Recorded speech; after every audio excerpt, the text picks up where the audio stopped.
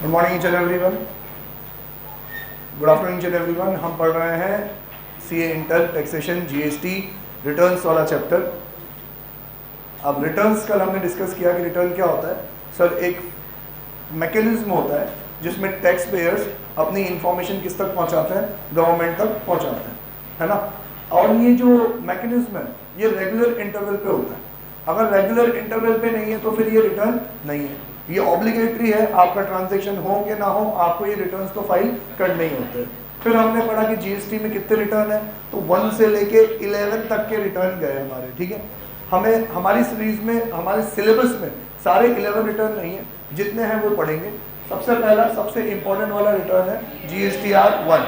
अभी जो जीएसटीआर 1 है ये पढ़ा जाता है सेक्शन 37(1) और रूल 59(1). सेक्शन 37(1) और रेड विल रूल 59(1), ठीक है। किस चीज का है ये? सर ये है आउटवर्ड सप्लाई।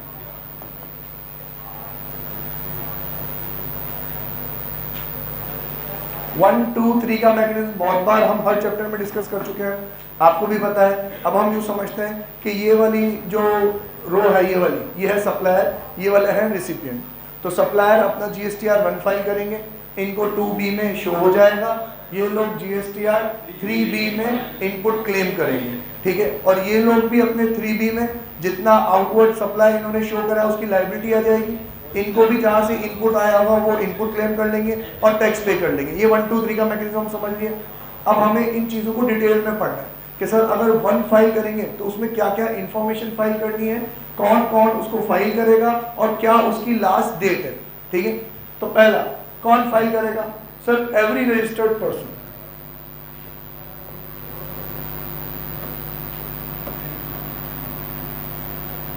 Including CTP. और कौन कौन नहीं करेगा, तो मैं सारी चीजें लिखना नहीं चाहता, बहुत टाइम लग जाएगा। कौन कौन नहीं करेगा भाई? एक तो एनआरटीपी नहीं करेगा। क्यों? क्योंकि उसके लिए है जीएसटीआर 6, एनआरटीपी के लिए जीएसटीआर 5, इनपुट सर्विस डिस्ट्रीब्यूटर के लिए है जीएसटीआर 6, कंपोजिशन वाले के लिए है जीएसटीआर 4, टीडीएस टीसीएस वाले के लिए है 7 और 8, और ऑइडार के लिए है 5A, ठीक है। 5A, टेंशन नहीं लो, वो गिवन है, सारी चीजें लिखी हुई है। बस इतना समझ लो कि हर कोई करेगा, ये 6 लोग नहीं करेंगे। कौन कौन? आईएसडी, ओइडार, एनआरटीपी, सीटीपी तो करेगा, कंपोजिशन, टीडीएस, टीसीएस। तो 6 जनों का कॉम्बो क्या बना आपका?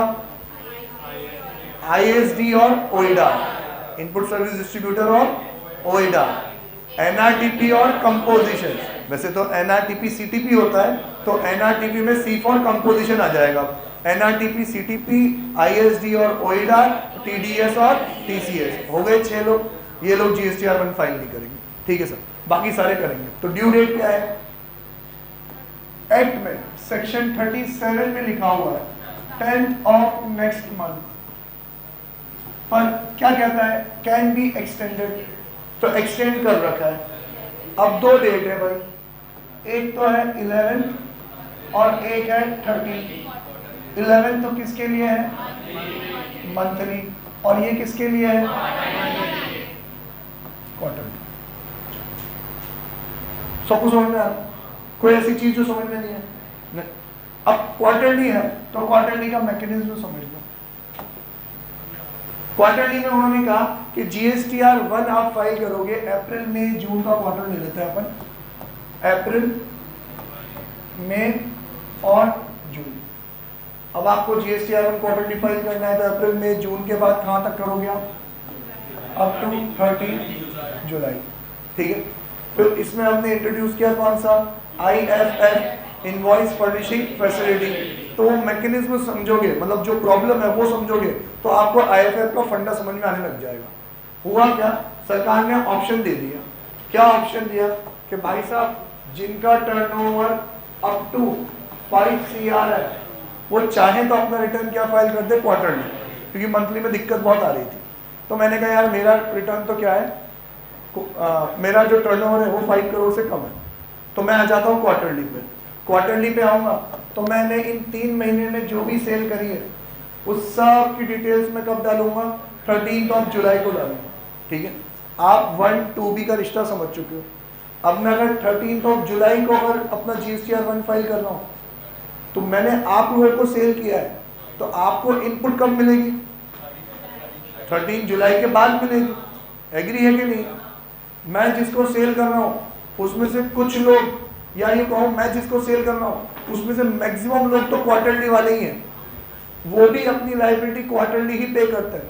तो उन्होंने भी पूरे क्वार्टर में जो परचेज करा था उसका इनपुट मिल जाएगा, वो भी अपना 1 क्वार्टरली फाइल करेंगे, तो उनका आउटपुट भी क्वार्टरली, इनपुट भी क्वार्टरली और उनका पेमेंट भी क्वार्टरली। समझेंगे नहीं? मतलब अब जो मुझे जीएसटी का पेमेंट करना है वो 3 महीने का एक साथ करना है, प्रॉब्लम नहीं है। एक रखो यार, मंथली करना है तो सब मंथली करेंगे, क्वार्टरली करना है तो सब क्वार्टरली करेंगे। प्रॉब्लम कहाँ हो गई कि कुछ लोग ऐसे फंस गए जिनका टर्नओवर 5 करोड़ से ज्यादा था, तो वो तो सब मंथली करना है। अब मैंने आप सबको माल बेचा 10-10 लाख रुपए का, तो इनको भी बेचा। आप सब ने आगे सेल किया 15-15 लाख रुपए का। आप तो क्वार्टरली वाले थे, तो 10-10-10 आपकी लायबिलिटी, आपकी इनपुट कितनी की आई, 30 लाख की। आपने सेल किया 15-15-15, आउटपुट कितने का आया, 45 लाख। तो 3 महीने बाद आपने एडजस्ट कर लिया, 45 माइनस 30, 15 लाख का आप टैक्स पे कर दिया। आपने अपना सेटलमेंट क्वार्टरली करवा लिया। ये लोग मंथली वाले थे, तो इनके ऊपर प्रॉब्लम क्या आई कि इनको तो अपना टैक्स का पेमेंट अप्रैल के खत्म होने के बाद मई में करना था, तो इनको मेरे द्वारा सेल किया हुआ 10 लाख का बेनिफिट भी कब चाहिए था, अप्रैल के बाद डायरेक्टली कब, मई में।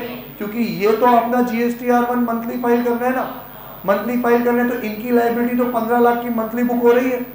अब मैं क्वार्टरली फाइल करूं, इनको मेरे 10 लाख बाद में मिले, तो इनको तो 15 लाख पे टैक्स पे करना आ जाएगा कि नहीं आएगा? आ जाएगा। तो फिर ये लोग तो मुझसे खरीदना पसंद ही नहीं करेंगे, और आपके इस रिटर्न के मैकेनिज्म में मेरा तो गिराक टूट रहा है। कैसा कानून है आपका, बिजनेस करने में फैसिलिटेट ही नहीं कर रहा है। तो अब इन्होंने ऑप्शन दिया कि आप चाहो तो IFF invoice furnishing facility. Sir ये कैसी फैसिलिटी होती है? बहुत सिंपल, एक विंडो ओपन होती है, उसमें आप इनका GST नंबर डालो, इनका इनवॉइस नंबर डालो, इनवॉइस की डिटेल डालो, सबमिट कर दो। सबकी डालो मत डालो, जो प्रॉब्लमेटिक है उनका डाल दो। मेरे को पता है यार, ये सब में से बाकी तो सारे क्वार्टरली हैं, यही मंथली जिनको प्रॉब्लम फेस करते हैं, तो 1 2 3 4 5 6 7 लोगों का मैंने इनवॉइस चढ़ा दिया और सबमिट कर दिया। अब इन 7 को अप्रैल खत्म होते ही, जैसे ही मैंने 13 तारीख तक 13 मई तक मेरा IFF फाइल किया है, तो इनको इनपुट मिल जाएगा मई में। तो ऑब्वियसली ठीक है सर, काम हो गया इनका। इनको मेरे 10 लाख की इनपुट शो हो गई, इन्होंने अपना 1 फाइल कर दिया, इनकी 15 लाख की लायबिलिटी बुक हो गई, 15 माइनस 10 करके 5 लाख का टैक्स इन्होंने पे कर दिया। क्लियर है मैकेनिज्म? सबको मैकेनिज्म क्लियर है? तो IFF की कुछ खास बातें समझ ले अपन। पहला, IFF ऑप्शनल है, मैंडेटरी नहीं है। मतलब मैं कहूँ अरे यार 10-10 लाख थोड़ी, 10-10 हज़ार है, इतने बड़े व्यापारी को 10-10 हज़ार की कुछ नहीं है, तो मैं तो नहीं डालना। मैं तो पूरे 3 महीने का एक साथ GSTR1 ही डालूंगा। तो मैं कर सकता हूँ क्या? यस कर सकते हो। ठीक है। IFF की प्रॉब्लम मंथली और क्वार्टरली के चक्कर में ही हो रही थी, तो IFF सिर्फ 2 महीने का ही बनता है। तीसरे महीने के लिए तो आप GSTR1 फाइल कर ही रहे हो, तो IFF कितने महीने का बनेगा? 2 महीने का। ठीक है। IFF डेट क्या है सर? IFF की 13 तारीख क्या है? अगर IFF 2 महीने का फाइल कर रहे हो तो अप्रैल का 13 मई का 13 जून। अब एक डिफरेंस, GSTR1 की डेट क्या रहेगी? अब मैं अगर क्वार्टरली में हूं तो मैं क्या कर रहा हूं? अप्रैल का सेलेक्टेड मेरे रिसिपिएंट्स के लिए IFF1 फाइल कर रहा हूं 13 मई को, सेम चीज 13 जून को। लेकिन जून खत्म होने के बाद 13 जुलाई को तो मैं GSTR1 फाइल कर रहा हूं, और वो GSTR1 में कंप्लीट डिटेल जानी चाहिए, उन डिटेल्स को माइनस करके जो IFF में जा चुकी है। अब समझो, अपन अपने ऊपर लेके देखते हैं। मैंने आप सबको अप्रैल में भी 10 लाख का मेल सेल किया, सबको मई में भी किया, सबको जून में भी किया। मींस आप सबके पास मेरे इशू 3 इनवॉइस है, अप्रैल में जून, अप्रैल में जून। मैं ख्याल रख रहा था कि मेरी वजह से मेरे रिसिपिएंट को प्रॉब्लम ना आए, तो इन 7 जनों का तो मैंने IFF 2 महीने का फाइल कर दिया, तो इनके 2 इनपुट तो इनको मिल गए, इनका तीसरा बाकी है, और आप लोगों का तो सबका 3-3 बाकी है। तो जब मैं IFF फाइल करूंगा तो आप लोगों के सबके तो 3-3 इनवॉइस फाइल करूंगा, अप्रैल में जून, अप्रैल में जून, और इनका अप्रैल और मई IFF में मैं फाइल कर चुका हूं, तो सिर्फ इनका क्या फाइल करूंगा मैं, जून का ही फाइल करूंगा। समझे कि नहीं? ताकि अब सरकार के पास सारे इनवॉइसेस पहुंच चुके हैं। क्लियर है कि नहीं? डन?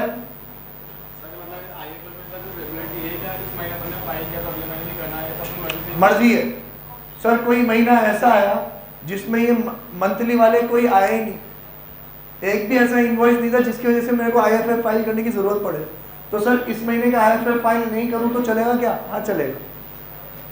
और सर चलो मेरे से गलती हो गई, चूक हो गई, था 1-2 लोग थे पर मैंने फाइल नहीं किया, तो सर अब उनका भी मैं IFF वाले सेकेंड वाले IFF में फाइल कर सकता हूँ क्या? यस कर सकते हो। मैं नहीं कर सकते, मैंने मना करा ही नहीं।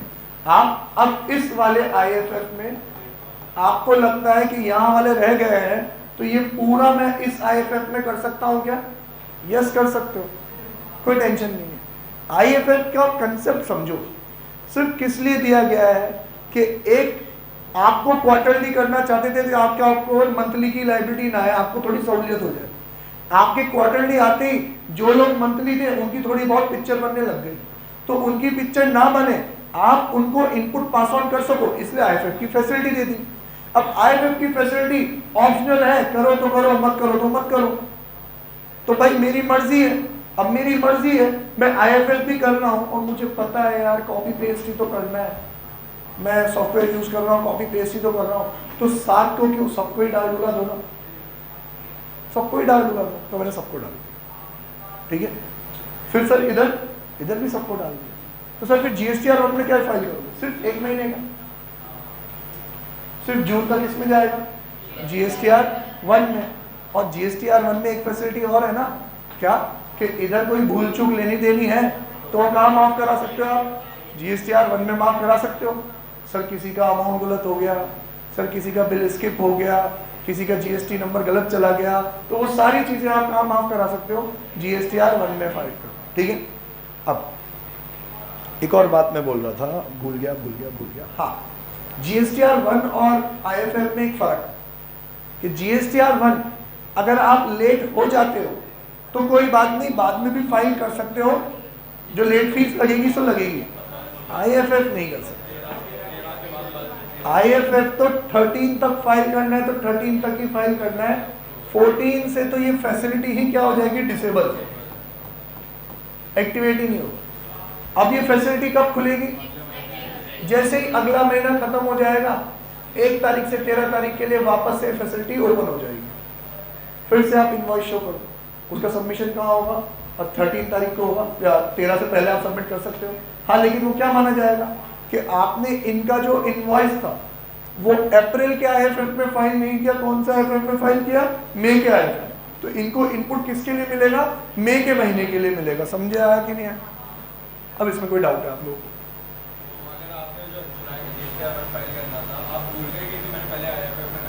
और दोबारा कर दिया मैंने, सेम इनवॉइस नंबर दोबारा लेगा ही नहीं, सिस्टम आपका सेम इनवॉइस नंबर दोबारा लेगा ही नहीं। ये यूँ कह रहा है कि आपने इन लोगों का GSTR 1 भी फाइल कर दिया और आपने इनकी डिटेल GSTR 1 में भी ले ली, तो वो नहीं लेगा। जो इनवॉइस नंबर आपका फाइल हो चुका है दोबारा वो इनवॉइस नंबर वो लेगा ही नहीं। ठीक है, और कुछ? आपने IFF फाइल करने के बाद धंधा बंद कर दिया, तो आप भले ही धंधा बंद कर दो, फाइनल रिटर्न तो आपको फाइल करना ही होता है। IFF में B2C नहीं कर सकते, सिर्फ B2B। IFF का ऑब्जेक्टिव ही क्या है कि आप अगर किसी को ITC पास ऑन करना चाहते हो और पूरे 3 महीने नहीं रुक सकते तो IFF फाइल कर दो। ठीक है, तो B2C नहीं है इसमें। और कोई डाउट? B2C है ही नहीं तो कंसोलिडेटेड वाला लफड़ा ही नहीं है। कंसोलिडेट तो B2C में आता है, B2B में कंसोलिडेटेड आता ही नहीं है।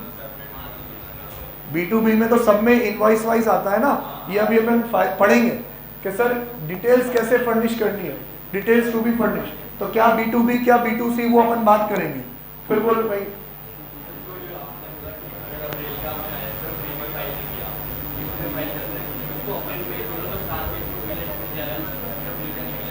मिल जाएगा ना, साथ में मिल जाएगा ना। हाँ बोल पलक।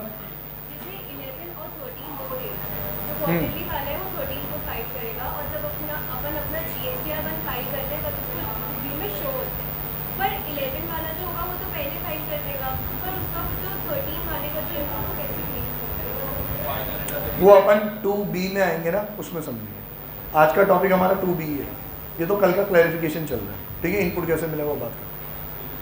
अब किसी को कोई डाउट है क्या जितना मैंने समझा? लक्षिता समझ में आ रहा है तेरे को अच्छे से? ठीक है। IFF की डेट 13 ही है और GSTR 1 की डेट मंथली है। मतलब हम यूँ कहें कि इन सब में से ये मंथली वाला है ना, तो इनको तो अपनी डिटेल 11 तारीख तक फाइल करनी है। हर महीने GSTR 1 GSTR 1 GSTR 1। और ये सब क्वार्टरली वाले हैं, तो इनको अपनी डिटेल 2 महीने की IFF में फाइल कर सकते हो। GSTR 1 तो क्वार्टरली है। अब IFF अगर आप क्वार्टरली में हो तो IFF की डेट भी 13 है, GSTR 1 की डेट भी 13 है। ये बात समझे कि दो जो IFF है वो भी 13 है, और जो पूरे महीने का पूरे क्वार्टर का GSTR 1 है वो भी क्या है? 13 है। इनके लिए 3 GSTR 1 है, वो सारे क्या है? 11 है। क्लियर है यहाँ तक? 5 करोड़ की लिमिट उनके लिए है, टर्नओवर की लिमिट है वो, कि कौन कौन क्वार्टरली ऑप्ट कर सकता है। किसी भी प्रीसीडिंग साल में, किसी भी प्रीसीडिंग साल में अगर 5 करोड़ से सारे प्रीसीडिंग ईयर, सॉरी ये यार रेट्रोस्पेक्टिव प्रोस्पेक्टिव कैसे होगा? मैं कह रहा हूँ हर प्रीसीडिंग ईयर में 5 करोड़ से कम होना चाहिए। किसी एक में भी 5 करोड़ के पार निकल गया तो आप मंथली नहीं, आप क्वार्टरली नहीं रह सकते, मंथली रहेगा फिर वो। और ये जो क्वार्टरली वाला है ये ऑप्शनल है। ऑप्शनल है मतलब चाहो तो, मेरा 5 करोड़ से कम है फिर भी मैं मंथली लेना चाहूँ तो मैं ले सकता हूँ, कोई टेंशन वाली बात नहीं। ठीक है,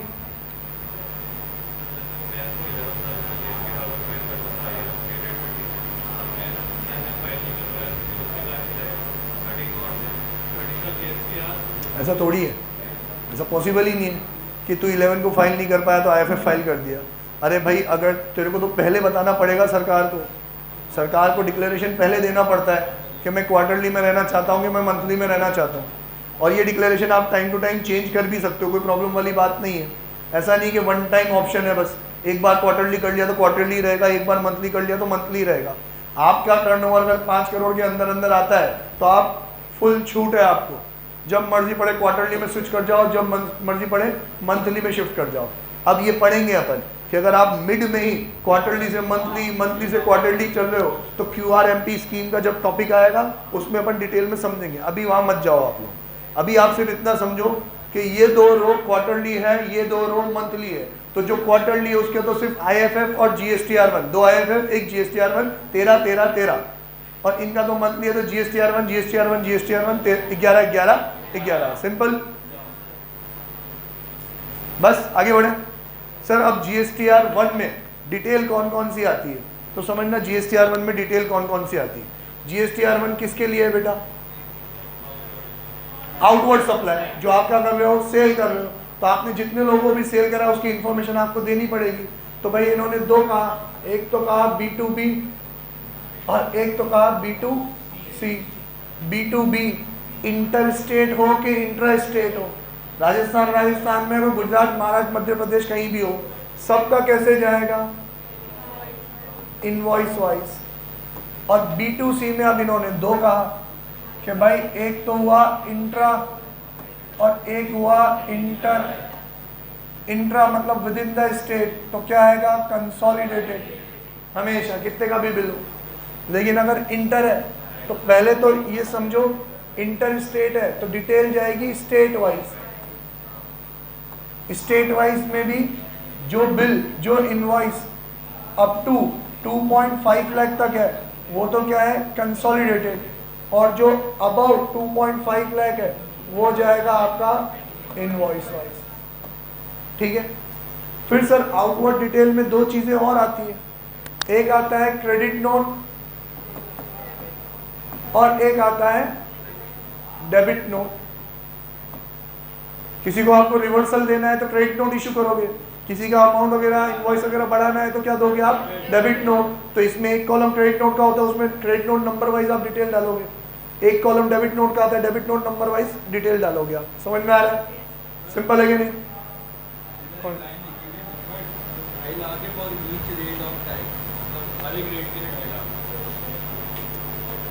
बता मेरे को कहाँ पे page number. Interstate supply made to unregistered person with invoice value up to 2.5 for each rate of tax separately for each state।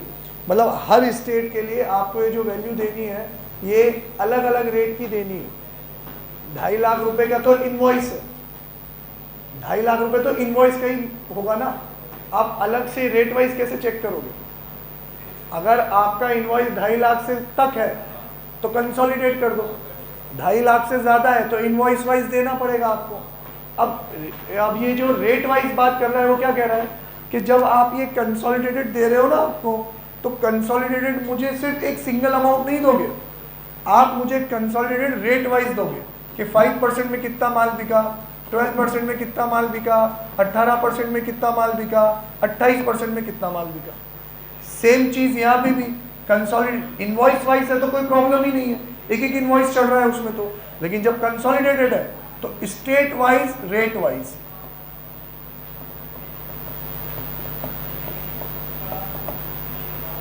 Sir example से समझते हैं, ये हमारे राजस्थानी सारे, गुजरात और महाराष्ट्र 10, 20, 30, 40 करते करते 2.5, 3, 3.5, 4, 5 तक भी पहुंचे। टोटल जो B2C था वो था 10 लाख, जिसमें एक 2.5 लाख का भी था, एक 3 लाख का भी था, एक 3.5 लाख का भी था, लेकिन टोटल कितना था 10 लाख। तो मुझे जो यहाँ 10 लाख की वैल्यू दिखानी है ना, वो इन सब की रेट वाइज दिखानी है। अब रेट वाइज कैसे दिखाएंगे? इसको 5% का 5,000 का माल था, इसको 5% का 20,000 का माल था, सब कंसोलिडेटेड में जा रहा है ना। टोटल 5% कितना था? 25,000। ऐसे परसेंटेज वाइज करके मुझे कितना बताना है? 10 लाख। समझ में आया कि नहीं आया? हाँ, प्रैक्टिकली समझ पा रहे हो? यहाँ पे भी वैसे ही होगा, गुजरात में भी ऐसा ही करना पड़ेगा, महाराष्ट्र में भी ऐसा ही करना पड़ेगा। जब कंसोलिडेट कर रहे हो तो क्या दोगे आप? रेट वाइज कंसोलिडेटेड वैल्यू दोगे, एक सिंगल वैल्यू नहीं दोगे, हर रेट की वैल्यू अलग अलग दोगे, लेकिन दोगे कैसे? कंसोलिडेटेड। ठीक, डेबिट नोट क्रेडिट नोट भी हो गया। अब इसी GSTR 1 में अगले टॉपिक के बेस पे भी एक डिटेल जानी होती है। अगला टॉपिक क्या है आपका? Rectification of error. सर हम इंसान है, हमसे गलतियां होगी, तो अब गलती हो गई तो उसको कैसे रेक्टिफाई करेंगे? सर आप अगले उसमें अमेंड कर सकते हो। ये जो डेटा गया ये तो लॉक हो गया, इस डेटा में गलती है तो अब आप पूरा एक पीरियड रुकोगे, उस अगले पीरियड का जब GSTR 1 ड्यू होगा, IFF में नहीं कर सकते, GSTR 1 ड्यू होगा तो GSTR 1 ड्यू करते टाइम आप क्या करोगे? इसमें अमेंडमेंट डाल दोगे, बिल नंबर वो डालोगे और फिर उसका करेक्ट वैल्यू डाल दोगे, तो अपने आप ही वो बिल नंबर क्या हो जाएगा? अमेंड हो जाएगा। तो यहाँ पे एक टैब और आता है किसका? अमेंडमेंट का। ठीक है, तो सर एक तो B2B का टैब होगा, एक B2C का कंसोलिडेटेड का टैब होगा, और एक B2B का बड़े अमाउंट वाले का टैब होगा। कंसोलिडेटेड के टैब में स्टेट वाइज बताना पड़ेगा, रेट वाइज बताना पड़ेगा, एक एक स्टेट सेलेक्ट करते जाओगे, रेट वाइज अमाउंट डालते जाओगे। और जो B2B बिग इनवॉइसेस हैं उसमें आप इनवॉइस वाइज डालते जाओगे। ठीक है, स्टेट सेलेक्ट करते जाओगे, इनवॉइस वाइज डालते जाओगे। ठीक है, फिर एक टैब आएगा आपका किसका? क्रेडिट नोट का, एक टैब आएगा डेबिट नोट का। ये तो इनवॉइस वाइज ही चलेगा। ठीक है, invoice wise credit note, invoice wise debit note. एक टैब आएगा आपका अमेंडमेंट का, जिसमें आप पिछला पीरियड सेलेक्ट करोगे कि कौन से पीरियड का अमेंडमेंट कर रहे हो, उस पीरियड का इनवॉइस नंबर मेंशन करोगे और उस इनवॉइस नंबर की करेक्ट डिटेल्स डाल दोगे, तो पुरानी वाली हटके नई वाली क्या हो जाएगी? अमेंड हो जाएगी। क्लियर है? सर ये अमेंडमेंट हम कब तक कर सकते हैं? करंट ईयर का अमेंडमेंट, फाइनेंशियल ईयर का अमेंडमेंट, उसके नेक्स्ट फाइनेंशियल ईयर के 30 नवंबर से पहले पहले कर सकते हो, या एनुअल रिटर्न तक कर सकते हो। ये 30 नवंबर और एनुअल रिटर्न समझ गए थे आप लोग? नहीं? तो 30 नवंबर और एनुअल रिटर्न भी यहां से समझो। ये मेरा फाइनेंशियल ईयर, मंथली हो या क्वार्टरली हो। मैं अभी एग्जांपल ले लेता हूँ क्वार्टरली का। क्वार्टरली था, गलती हो गई सर किसी भी एक डेटा में, मैं उसको अमेंड करना चाहता हूँ, तो आप ईयर 1 का अमेंडमेंट ईयर 1 में तो कभी भी कर ही सकते हो। ईयर 1 खत्म होने के बाद ईयर 2 में भी 30 नवंबर तक जो रिटर्न जाना है ना, वहां तक कर सकते हो। या फिर अभी अपन इसी रिटर्न वाले चैप्टर में ये पढ़ेंगे कि जो आप डेटा क्वार्टरली दे रहे हो वही डेटा हमें क्यूमुलेटिव करके एनुअल बेसिस पे भी चाहिए। ये बात समझ रहे हो? एग्जाम्पल, मेरे को डेटा लॉक करवाने के लिए, क्योंकि गलतियां होती है ना, तो मैंने कहा क्वार्टर 1 में 10 लाख का माल सेल करा, ये इनवॉइस वाइज, ये कैंसिल रेट, सारा डिटेल दे दिया। क्वार्टर 2 में भी 10, 3 में भी 10, 4 में भी 10। जब इंडिविजुअल रिटर्न फाइल करा तो बहुत डिटेल में जा रहा है, इनवॉइस वाइज जा रहा है, इनपुट पास ऑन हो रहा है, कंसोलिडेटेड भी जा रहा है। अब आपको आपका ये डेटा 40 लाख का लॉक करवाना है ना, तो आपको ये साल खत्म होने के बाद एक एनुअल रिटर्न फाइल करना पड़ेगा इनकम टैक्स की तरह, और उसमें आपको आपकी सेल कितनी बतानी पड़ेगी, 40 लाख। अब आपको इनवॉइस वाइज देने की जरूरत नहीं, बस आपको अपने सेल का अमाउंट बताना पड़ेगा कि मेरा सेल कितना है, 40 लाख है, तो आपका डेटा क्या हो गया, अब लॉक हो गया। क्लियर है? समझ में आएगी ये बात? अब ये एनुअल रिटर्न हमें कब तक फाइल करना होता है सर? ये एनुअल रिटर्न की लास्ट डेट है, अभी पढ़ेंगे अपन इस चैप्टर में, लास्ट डेट है 31 दिसंबर। 31 दिसंबर तो लास्ट डेट है, आपकी मर्जी है, आप साल खत्म होने से लेकर 31 दिसंबर तक कभी भी फाइल कर दो। तो किसी अति उत्साहित ने मान लो एनुअल रिटर्न पहले ही फाइल कर दिया है, तो अब एनुअल रिटर्न फाइल करते ही डेटा लॉक हो जाता है।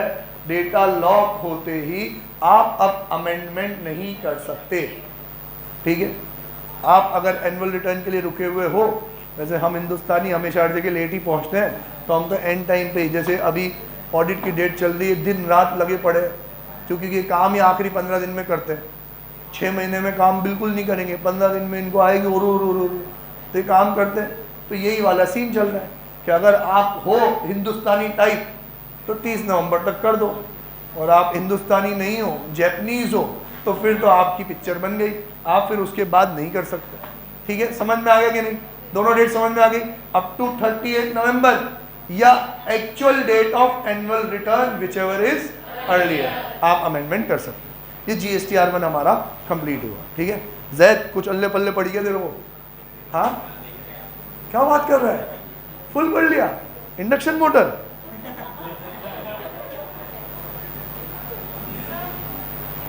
हाँ, उसका भी जा सकता है। 20 नहीं, देखो क्वेश्चन बहुत वैलिड है सर। B2C और B2C में अगर कोई डेबिट नोट और क्रेडिट नोट इशू किया है तो उसका भी इनवॉइस वाइज जाएगा क्या? नहीं। अब अक्सर होता है ये एक जेन्युइन मिस्टेक है कि हमारे पास जो पार्टी माल खरीदने आती है वो सिर्फ नाम बता जाती है, GST नंबर नहीं देखे जाती। ठीक है? अब सिर्फ नाम बता जाती है तो हमारे पास GST नंबर है नहीं, तो हमें तो रिपोर्ट करना ही है, तो हम उसको B2C मान के क्या कर देते हैं, रिपोर्ट कर देते हैं। ठीक है? अब फिर बाद में जब उसको इनपुट नहीं मिलता, B2C में हमने थोड़ी नंबर चढ़ाया, तो सामने वाली पार्टी को इनपुट मिलेगा नहीं। इनपुट मिलेगा नहीं तो वो माथे आती है, अरे यार सर ये देखो आपने इनवॉइस चढ़ा रखा है और इनवॉइस में मेरे को तो इनपुट मिला ही नहीं, क्या करा? तो अपन कहेंगे भाई सब क्या है इनका, तो हमारा अकाउंटेंट बोलेगा कि सर ये तो B2C में रिपोर्ट हो रहा है। तो अब हम अमेंडमेंट कैसे करेंगे? 2 अमेंडमेंट करने पड़ेंगे हमको। हमें एक B2C वाला अमाउंट कम करना पड़ेगा, वो जो कंसोलिडेटेड वैल्यू मैंने 10 लाख करा था ना, मान लो 1 लाख का इनवॉइस था, तो उसको अमेंड करके उसको 9 लाख करना पड़ेगा, और 1 लाख वाला नंबर, इनवॉइस नंबर, हम मेरे को पूरा डिटेल में मेंशन करना पड़ेगा इस अमेंडमेंट वाले टैब में। ठीक है? और अब इसका क्वेश्चन जो है वो क्या है कि सर मैं ये कह ही नहीं रही कि मैं B2B थी, आपने B2C रिपोर्ट कर दी। मेरा क्वेश्चन तो ये है कि आपने किसी B2C को ही 1 लाख रुपए का माल बेचा, अब आपको बाद में उसका डेबिट नोट और क्रेडिट नोट इशू करना है। तो डेबिट नोट और क्रेडिट नोट आप पहले तो ये समझो कि पीरियड चेंज होगा ही होगा, समझेगे नहीं? सेम ही चीज का है तो प्रॉब्लम ही नहीं है। पीरियड चेंज हो रहा है तो आप डेबिट नोट क्रेडिट नोट बिंदास कर सकते हो, चढ़ा सकते हो। उसमें आप B2C और B2B आपको मेंशन करना पड़ता है। B2B मेंशन करोगे तो आपको GST नंबर डालना पड़ेगा, B2C मेंशन करोगे तो सिर्फ आपको वैल्यू डालनी पड़ेगी, इतने का क्रेडिट नोट है, इतने का डेबिट नोट है। समझे कि नहीं? क्लियर है? अब अगला चलते हैं अपन B2B। इसमें ना एक कंसेप्ट और था, अब वो हट चुका है, पर क्योंकि एक्ट में वो कंसेप्ट लिखा हुआ है तो वो कंसेप्ट में मेंशन कर देता हूँ, आपकी बुक में तो नहीं है वो कंसेप्ट, ठीक है।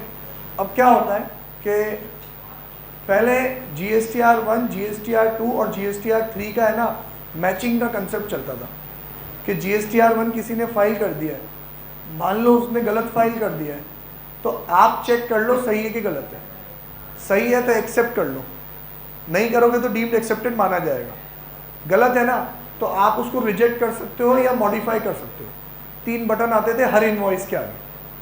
मैं एक रजिस्टर्ड पर्सन हूँ, आप सब ने मुझे माल सेल करा है, आप सब ने अपना GSTR 1 फाइल कर दिया है।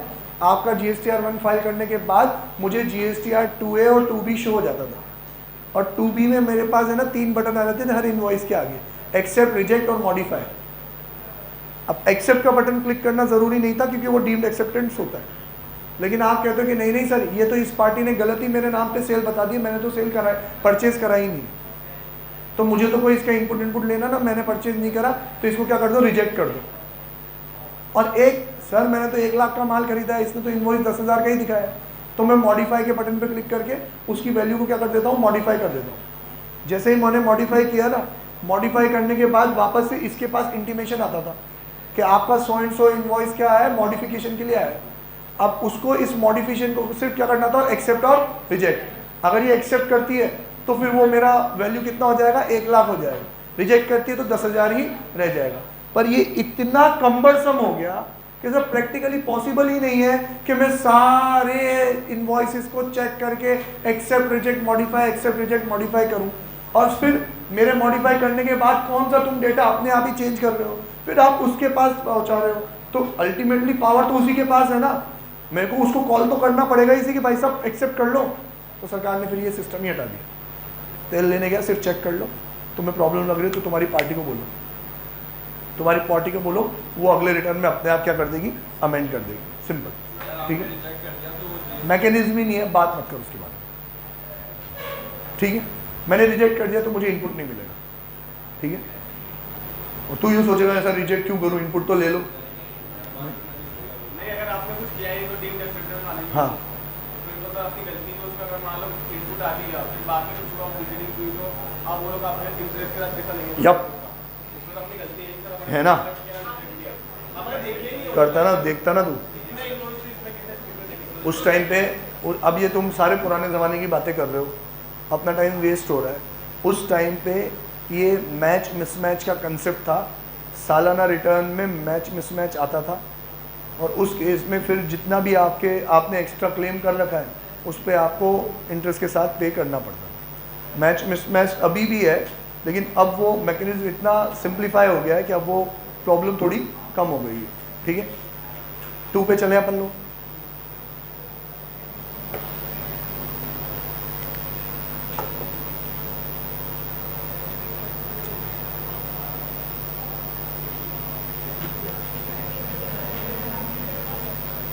यार 2 पढ़ाने से पहले आपकी बुक में एक टॉपिक है जो नया इंट्रोड्यूस हुआ है, वो समझ लेते हैं। Page number 15.20, rule 88C।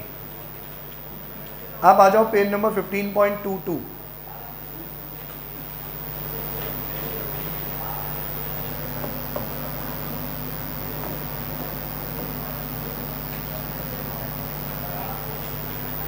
ये रूल क्या कहता है कि अगर किसी भी सप्लायर का GSTR 1 और GSTR 3B, इन दोनों में पहले रिश्ता क्या है ये बताओ, हैंड रेस करके बताओ, ऐसे तो मजा नहीं आएगा। गरिमा बोल। GSTR 1 में आउटवर्ड सप्लाई शो करते हैं अपन, ITC क्लेम करते हैं, ठीक है। और कुछ ऐड ऑन करना चाहते हैं? आउटवर्ड सप्लाई उधर चली जाती है 3B में, तो वो भी अपन क्लेम नहीं करते, वो अपन एक्सेप्ट करते हैं एक तरीके से, ठीक है। तो आप मैकेनिज्म समझना अच्छे से। मैंने कल एक एग्जाम्पल भी बताया था कि ये रह गया था अमेंडमेंट वाले केस में, ऊपर नीचे हो रहा था, याद आया क्या कुछ? अभी अमाउंट से समझना। मान लो मैंने आउटवर्ड सप्लाई शो करी 10 लाख की, सारी विद इन द स्टेट है, तो जो जीएसटी बनेगा वो बनेगा सीजीएसटी और एसजीएसटी। 18% का मामला है तो 90,000 और 90,000। ये समझ में आया कि नहीं आया? जिसकी मैं invoice wise detail B2B B2C सब कर चुका हूँ। तो मतलब एक तरीके से मैं सरकार को एक रिटर्न में ये बता चुका हूँ कि मेरी लायबिलिटी कितनी है, 90 और 90। ये मैंने कब बताया? 11 तारीख या 13 तारीख, ठीक है, as may be the case. अब GSTR 3B कब फाइल करना होता है? 20 तारीख और 24 तारीख एज पर राजस्थान, 20 तारीख और 22 तारीख एज पर मुंबई। अपन राजस्थान का लेते हैं 20 और 24। सर 20 और 24 मतलब अगर आप मंथली कर रहे हो तो 20, क्वार्टरली कर रहे हो तो 24। डन। अब अमेंडमेंट में क्या समझाया आपको? सर मेरे से गलती हो गई। क्या गलती हो गई? कि मेरी ये जो सेल थी ना 10 नहीं थी, 12 थी, या 10 नहीं थी 11 थी, तो अब 1 तो मैं फाइल कर ही चुका। तो अब वो जो एक मेरा इनवॉइस रह गया 1 लाख का, वो तो अगले महीने क्या होगा? एड ऑन होगा, अमेंड होगा, तो अगले महीने होगा। लेकिन अगले महीने अमेंड करूंगा, अगले महीने टैक्स पे करूंगा, तो मेरे ऊपर क्या आ जाएगी? इंटरेस्ट की लायबिलिटी आ जाएगी। तो मैं इंटरेस्ट बचाना चाहता हूं, तो मैं क्या करूंगा? यहाँ 3B में, अब ये जो रिलेशनशिप है ना, ये समझना पड़ेगा। यहाँ 3B में एक तरीके से मैं मेरी लायबिलिटी को एक्सेप्ट करता हूं। कैसे एक्सेप्ट करता हूं? कि ये 3B भी 2 तरीके से बनता है, GSTR 3A और GSTR 3B। 3A, A for auto populate. Sir किस बात का ऑटो पॉपुलेट? अपने आप ही एक टेबल बना के दे देगा कि बच्चे तेरी ये लायबिलिटी है और 2B में इतना तेरा इनपुट शो हो रहा है, तो ये तेरे लिए इनपुट है। आउटपुट इनपुट माइनस करके ये तेरा टैक्स बनता है, ये 3A। अगर तुम्हें ओके लगता है कि सर कोई अमेंडमेंट नहीं है, कुछ उल्टा सीधा नहीं है, यही है जो है, तो आप same to same figures copy paste करोगे। कहाँ पे? 3B में। लिखना पड़ेगा आपको, कॉपी पेस्ट का ऑप्शन नहीं है, लिखना पड़ेगा कि हाँ सर 90 90 और 80 80 का इनपुट 10 10 में पे करना चाहता हूँ, ये 3B में।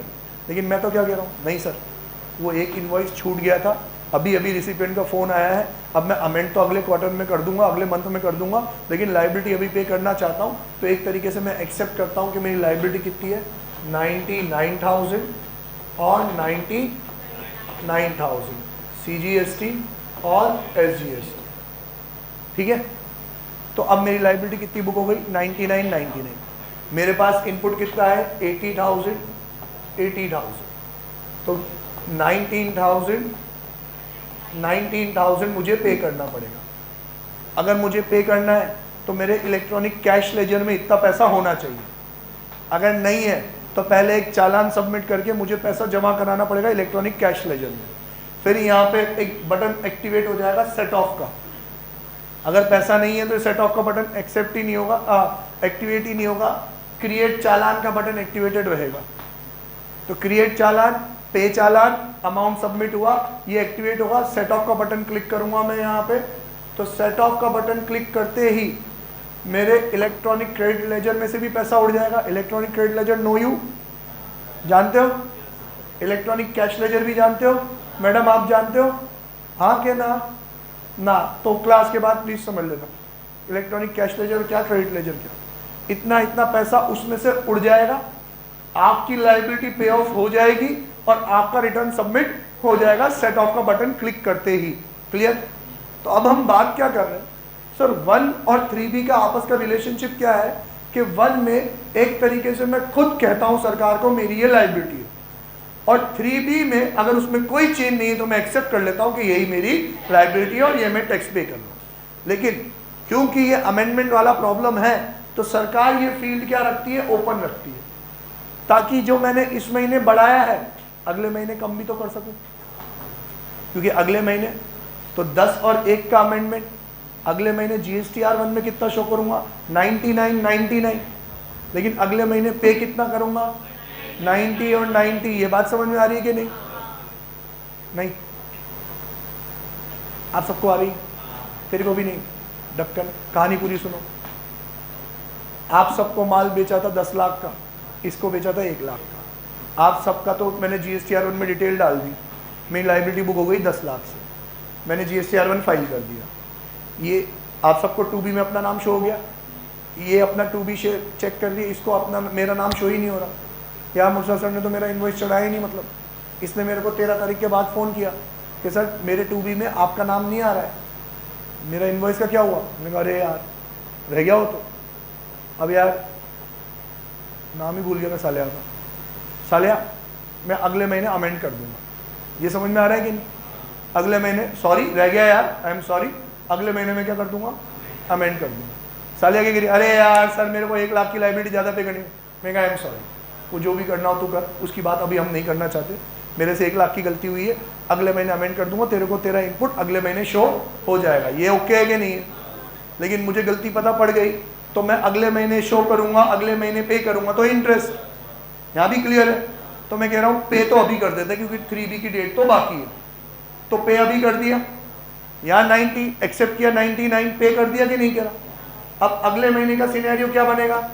सर अगले महीने जब मैं GSTR 1 फाइल करूंगा तो मंथली डिटेल तो वही है 10 लाख, लेकिन अमेंडमेंट भी तो शो करूंगा, कितना? 1 लाख। तो इस महीने में मेरी लाइबिलिटी कितनी शो कर रहा हूँ? 11 लाख, मतलब कितना? 99,000 और 99,000। लेकिन आप सबको तो कहानी याद है ना कि 1 लाख तो मैं पिछले महीने एक्स्ट्रा पे कर चुका हूँ। तो अब जब मैं GSTR 3B फाइल करूंगा तो अपनी लाइबिलिटी कितने से बुक करूंगा? 10,90,000 और 90,000। तो अब अगर सरकार मेरा इस महीने का GST का रिटर्न चेक करेगी तो उसको सामने सामने क्या प्रकट होगा कि साला इसने खुद ने बोला 11 लाख 99 और अब ये खुद क्या बोल रहा है कि नहीं मैं तो पे करूंगा 90 और 90। How can this be possible? ये कैसे पॉसिबल है? ठीक है, तो अगर आपका GSTR 1 और GSTR 3B की वैल्यूज में डिफरेंस है, और डिफरेंस कैसा है कि 1 ज्यादा है 3B कम है, डिफरेंस अगर ये वाला है, इसकी डिफरेंस अगर ये वाला है कि 1 कम है, आपने पे ज्यादा किया है, सरकार को क्या प्रॉब्लम? आपने ज्यादा पे किया है। लेकिन डिफरेंस अगर ये वाला है, now there are serious issues. क्या अब ये क्यों है भाई? ठीक है, तो सरकार कह रही है हम एज पर रूल 88C, ये अभी आया है इस साल, आपको एक नोटिस सेंड करेंगे कि आपके 1 और 3B में डिफरेंस है। आपको उस नोटिस का रिप्लाई विदिन 7 डेज करना है। या तो आप मान लो कि गलती है आपकी, 9,000 जमा करा दो, और जमा नहीं कराओगे तो विदिन 7 डेज एक्सप्लेनेशन दे दो कि ये डिफरेंस किसकी वजह से। तो मैं एक्सप्लेनेशन दूंगा कि सर मेरा 100 एंड 100 मंथ का GSTR 1 और 3B चेक कर लो, उसमें मैंने 3B में पैसा ज़्यादा जमा कराया था, तो वो जो मैंने ज़्यादा जमा कराया था वो इस इनवॉइस के अकॉर्डिंग था जो इनवॉइस मैंने यहाँ इशू किया है। अब वो इनवॉइस का मैं वापस से टैक्स तो भरूंगा नहीं, तो इस बार मेरा GSTR 3B उस इनवॉइस के टैक्स के अमाउंट से क्या है? कम है। हो गया explanation? Satisfied? Okay, no issue. लेकिन एक्सप्लेनेशन या तो तुमने फाइल नहीं किया, या जो एक्सप्लेनेशन है वो सेटिस्फैक्ट्री नहीं है। वो देख रहे उधर का GSTR 1 और 3B कुछ मिल ही नहीं रहा, ऐसा कुछ है ही नहीं। तो फिर यार जब तक आप इसका सेटिस्फैक्ट्री एक्सप्लेनेशन नहीं दे देते या फिर इसका टैक्स पे नहीं कर देते, तब तक you are debarred from filing your next GSTR 1। अगला GSTR 1 फाइल ही नहीं करने देंगे, पहले ये इशू आपका क्या करो, आप क्लियर करो। समझ में आया?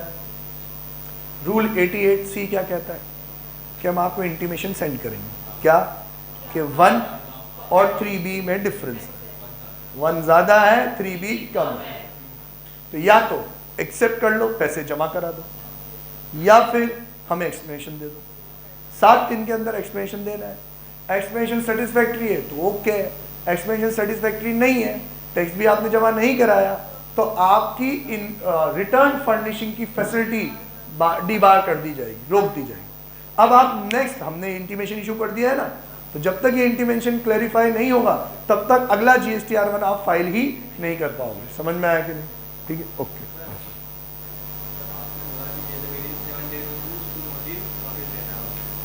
रिप्लाई देना है 7 डेज, 7 दिन में नहीं दिया, ब्लॉक कर दिया, करना हाथों हाथ कर, तुम आप कभी भी करो रिप्लाई। हाँ बाद में करो ना आप रिप्लाई, करो रिप्लाई करो।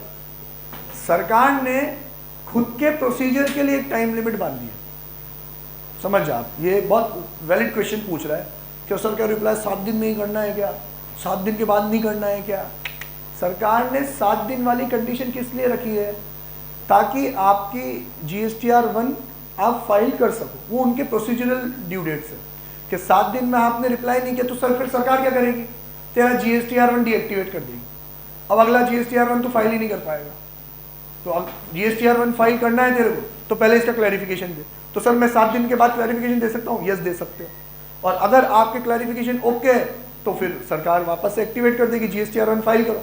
और अगर आपका क्लैरिफिकेशन ओके नहीं है, आप डिफॉल्ट में हो, तो टैक्स जमा कराओ। अब जो आप टैक्स जमा कराओगे वो तो विद इंटरेस्ट पेनल्टी जमा कराना ही पड़ेगा। पेनल्टी नहीं लगती है, इंटरेस्ट ही लगता है। जब हम हमारी गलती मान लेते हैं तो फिर सिर्फ इंटरेस्ट ही लगता है, क्योंकि कोई फ्रॉड नहीं किया अपन ने। पेनल्टी किस में लगती है, फ्रॉड के केसेस में लगती है। क्लियर है?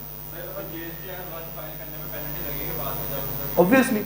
अब समझो, आपको सर इंटीमेशन कैसे आएगा, हमको ईमेल पे नोटिस आएगा, घर पे प्रॉपर ऑफिसर तो आएगा नहीं, फोन वोन तो करेगा नहीं, वो तो नोटिस इशू कर देगा। नोटिस GST पोर्टल पे भी दिखता है, पर पोर्टल में नोटिस वाले सेक्शन में जाके चेक करो तो दिखता है, सामने सामने थोड़ी फेसबुक का नोटिफिकेशन आ जाएगा। ठीक है, ईमेल आएगा, आप इग्नोरेंट हो, आप कभी अपना ईमेल चेक नहीं करते हो, नोटिस वाले सेक्शन में जाते नहीं हो। अब महीना बीत गया, आपका GSTR 1 फाइल करने का टाइम पीरियड आ गया। अब GSTR, आप तो ऑलरेडी हिंदुस्तानी हो, आखिरी डेट पे तो फाइल कर रहे हो, तो वो तो सर ओपन ही नहीं हो रहा है, वो तो उसमें मैसेज आ रहा है you have been debarred from GSTR 1 facility. तो फिर क्यों सर, आप जाके नोटिस चेक करो, नोटिस चेक करने में पता पड़ा आपको 88C में आपको इंटीमेशन आया हुआ है। अब आप उसका रिप्लाई दोगे, वो सेटल करोगे, इतने दिन में सर 15 दिन तो निकल गए। रोज़ की 50 रुपये की क्या है इसकी लेट फीस है, तो 750 रुपये तो आपके लग गए। वो जब भी आप फाइल करोगे वो लेट फीस तो आपको देनी पड़ेगी। गलती आपकी नहीं है, किस सरकार की नहीं है, किसकी है, आपकी। 7 दिन में, हाँ हाँ सेटिस्फैक्ट्री दोनों है यार, आप जो फैक्ट्स दे रहे हो बिल्कुल सही दोगे। क्यों लगेगा B2B के केस में? सरकार तो क्या चेक कर रही है, 1 का अमाउंट और 3B का अमाउंट, और B2B B2C क्या करेगा, है ना? तो आलसी है।